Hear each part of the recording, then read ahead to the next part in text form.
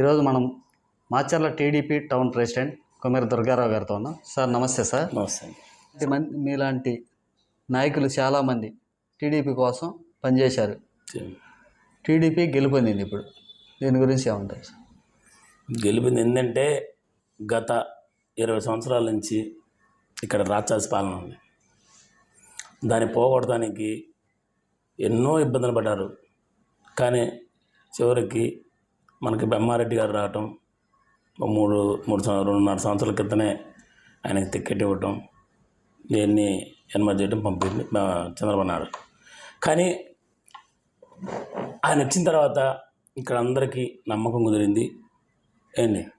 ఒక ఎక్కడో ఉన్న కార్యకర్త కూడా డేరుగా ముందుకొచ్చి వర్క్ చేయటం, నేనున్నాను ఒక సైతం అని చెప్పలాగా వచ్చి ప్రతి ఒక్క కార్యకర్త ముందుకొచ్చి వర్క్ చేయటం ఈరోజు ఘన విజయం సాధించారు.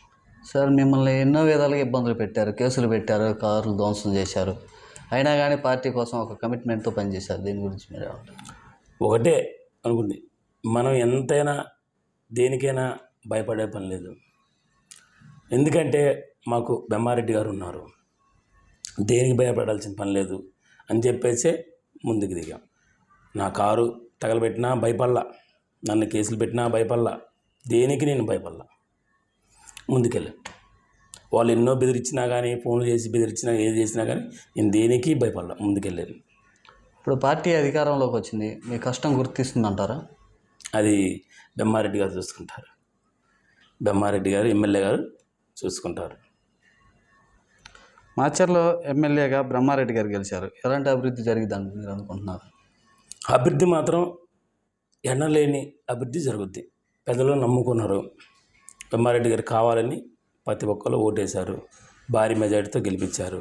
దాని నమ్మకాన్ని బ్రహ్మారెడ్డి గారు నియోజకవర్గంలో ఎప్పుడు ఏమి అభివృద్ధి జరగలేదో ఈసారి ఈ 5 సంవత్సరాలలో అభివృద్ధి జరుగుతుంది. ఎంత మెజారిటీతో గెలుస్తుందని అనుకున్నారా పార్టీ? మేము అంచనా అయితే మాత్రం 20 అనుకున్నాం, 20,000 పైన అనుకున్నాం.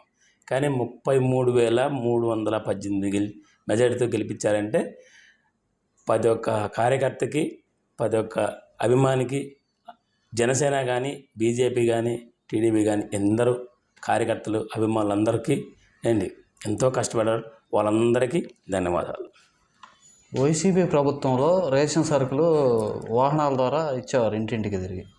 ఇప్పుడు ఈ ప్రభుత్వం అదే కొనసాగిస్తుంది అంటారా? ఏమైనా మార్పులు ఉంటాయంటారా? పోయినసారి అవినీతి చాలా జరిగింది. వాహనాలు పెట్టిన తర్వాత కూడా ఒక సరుకులు కూడా ఏమీ అందిలేకపోయారు. దాని కుంభకోణం బాగానే జరిగింది. వాళ్ళు ఒకటే బియ్యం ఇచ్చారు, ఏమీ లేదు. వాళ్ళు ఏం చెప్పాడు జగన్మోహన్ రెడ్డి అప్పుడు, నీకు ఒక బియ్యమే కాదు, నేను ఇస్తా సరుకులు ఇస్తా అని చెప్పారు. ఏమీ వీలేదు, ఒక బియ్యం ఇచ్చారు. ఈసారి చంద్రబాబు నాయుడు గారు ఏంటంటే దానికి ఏమి చేయాలి, ఎట్లా కొన్ని సరుకులు ఇవ్వాలి, కొన్ని ఏమి ఇవ్వాలి అనేది చంద్రబాబు నాయుడు ఆలోచిస్తారు. మాచర్లో త్రాగునీరు సమస్య ఉంది, బొగ్గువాగు ద్వారా నీళ్ళు అందించే మార్గం చేస్తారు. అది 2 రకాలుగా ఆలోచిస్తున్నారు. కంపల్సరీగా ఒక సంవత్సరంలోనే అది క్లీన్ అయిపోతుంది. కంపల్సరీగా ప్రతి ఒక్క ఇంటికి నీళ్ళ సమస్య తీరుతుంది. ఇప్పుడు జరుగుతున్న ప్రాజెక్టులు కాకుండా వర్క్ పడిసలు కావచ్చు, లేకపోతే రోడ్లు కావచ్చు, అవి కాకుండా ఏమన్నా ప్రపోజల్లో ఉన్నాయా పార్టీ? పార్టీ అంటే చంద్రబాబు నాయుడు మాచర్ల మీద బాగా దృష్టి పెట్టాడు. మాచర్ల బాగా వెనకబడిపోయింది. ఈ 20 సంవత్సరాలు మరీ ఘోరంగా వెనకబడిపోయింది. దాని అన్నిటికీ మాత్రం చంద్రబాబు నాయుడు కరెక్ట్గా మాచర్ల ఏంటే ఇట్లా ఉంది అనేటట్టుగా చేస్తాడు. అభివృద్ధి ఎక్కువ చేస్తాడు. రాష్ట్రంలో టీడీపీ ప్రభుత్వ కూటమి ఇంత మెజార్టీతో గెలుస్తుందని మీరు అనుకున్నారా? 130 అనుకున్నాం అంచనా. కానీ ప్రజలు ఏంటంటే ఈ 5 సంవత్సరాల్లో ఇసుకుపోయారు, అల్లాడిపోయారు.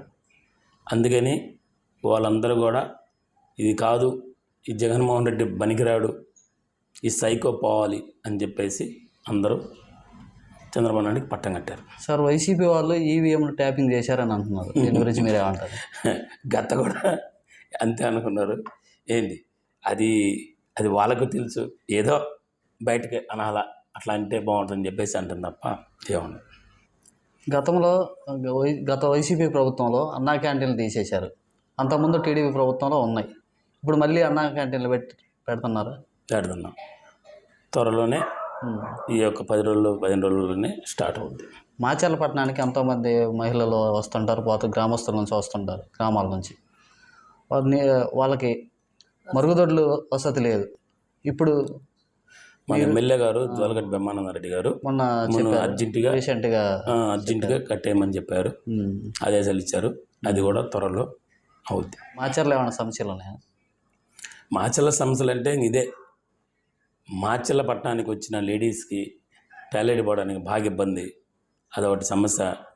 మంచినీటి సమస్య బాగుంది.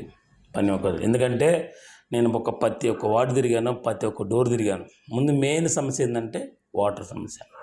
ఆ వాటర్ సమస్య మా ఎమ్మెల్యే గారు జోలగడ్డ బ్రహ్మానందరెడ్డి గారు త్వరలోనే పరిష్కారం చేస్తారు. ఫస్ట్ నుంచి టీడీపీలో పనిచేస్తున్నారు మీరు. ఈ మధ్య కాలంలో చాలామంది వచ్చారు. వారి వల్ల మీకు ఏమన్నా పార్టీలో మీకు ఏమన్నా ప్రాధాన్యత తగ్గిద్ది అంటారా? ఏం లేదు, అందరు రావాలి, అందరు వచ్చి బ్రహ్మానందరెడ్డి గారిని గెలిపించుకోవాలి. అలాంటి నా ఉద్దేశం నా మనసులో అయితే ఏం లేదు. బ్రహ్మారెడ్డి గారు గెలిపించుకున్నాం. ఆయన చూస్తాడు. అందరూ కలిసి కట్టుకుపోతేనే దానికి ఏం చేయాలని బ్రహ్మారెడ్డి గారికి తెలుసు. కానీ మనం అనేది దాని గురించి మనం అట్లా అనుకుంటాం. నర్సాపేట పార్లమెంట్లో రావు శ్రీకృష్ణదేవరాయలు గారు గెలుస్తారని అనుకున్నారా? అనిల్ కుమార్ అంటే ఇక్కడ మాచర్ల నియోజకవర్గం, ఇది మన నర్సాపేట మొత్తం కూడా యాదవ్ సామాజిక వర్గం ఎక్కువ ఉన్నది, బీసీ సామాజిక వర్గం. కానీ ఆయన అనిల్ కుమార్ యాదవ్ గెలుస్తాడని గట్టిగా అన్నారు వైసీపీ వాళ్ళు. అది వాళ్ళ నమ్మకం అని. కానీ ఎట్లా ఉందంటే గత 5 సంవత్సరాలు కూడా వైసీపీలో ఉండి కూడా అక్కడ నరకం అనిపించి కూడా ఏదో పని చేశాడు. ఆ నమ్మకం అనేది జనాలకు ఉంది. ఎక్కడి నుంచో వచ్చి ఏంది నాకు క్యాస్ట్ ఉంది, నాకు బీసీ ఉంది అని చెప్పేసి నిలబడితే అది ఎవరు నమ్మరు. బుద్ధి చెప్పారు. అంటే గత ప్రభుత్వం లాగా మీరు సంక్షేమ పథకాలతో దృష్టి పెడతారా, లేకపోతే అభివృద్ధి బాటలో కూడా నడుపుతారా? అభివృద్ధి జరుగుద్ది. ఏంటి ఇప్పుడు పథకాలు ఇచ్చారు కదా, సూపర్ 6, ఆ 6లన్నీ అమలు అవుతాయి. మాచర్లో 4 సార్లు గెలిచిన పిన్నెల్లి రామకృష్ణారెడ్డిపై జోలకంటి బ్రహ్మారెడ్డి గారు ఘన విజయం సాధించారు. అందరూ బ్రహ్మారెడ్డి గారికి మంత్రి పదవి వస్తుందని అనుకున్నారు. కానీ ఇప్పుడు నిరాశ ఎదురైంది. నెక్స్ట్ రావచ్చు అని అనుకుంటున్నారా మంత్రి పదవి? అది నారా చంద్రబాబు నాయుడు మాచర్ల మీద దృష్టి ఎక్కువ పెట్టాడు. మాచర్ల ఎట్లా డెవలప్ చేయాలి, నారా లోకేష్ బాబు గారు కానీ చంద్రబాబు నాయుడు కానీ మాచర్ల ఎట్లా డెవలప్ చేయాలని అది ఆలోచించారు. కానీ మన బ్రహ్మానందరెడ్డి గారు కానీ ఏంది నాకు రావాలి అని ఏమనుకోవాలి. అది వాళ్ళు అధిష్టానం ఇస్తే ఓకే, లేకపోతే ముందు మాత్రం అభివృద్ధి జరుగుద్ది. అది మాత్రం గ్యారంటీ. జనసేన, టీడీపీ, బీజేపీ కలిసి పనిచేసాయి. పవన్ కళ్యాణ్ గారు బాగా సపోర్ట్ చేశారు. ఆయన వ్యక్తిత్వం ఎలాంటిది అంటారు? అతను అంటే పదవుల కోసమే చూసుకుంటారా, లేకపోతే? పదవుల కోసం కాదని అతను పవన్ కళ్యాణ్ గారు చంద్రబాబు నాయుడు జైల్లో ఉన్నప్పుడు వచ్చి తోడుగా నేనున్నాను, నేను కూడా ఒక సైతం అని చెప్పేసి బాబు గారిని కలవటం చాలా అదృష్టం. ఎందుకంటే ఒక ఓటు కూడా మిస్ కాకూడదు, నేను కూడా నీలో కలిసి తోడుగా ఉండని చెప్పి కూటమి పెట్టి చేశారు. అతనికి చాలా రుణపడాలి. Thank you sir. Thank you. ఇలాంటి మరిన్ని వీడియోస్ కోసం పల్నాడు ప్రజానాడు ఛానల్ను సబ్స్క్రైబ్ చేసుకోండి, లైక్ చేయండి, షేర్ చేయండి.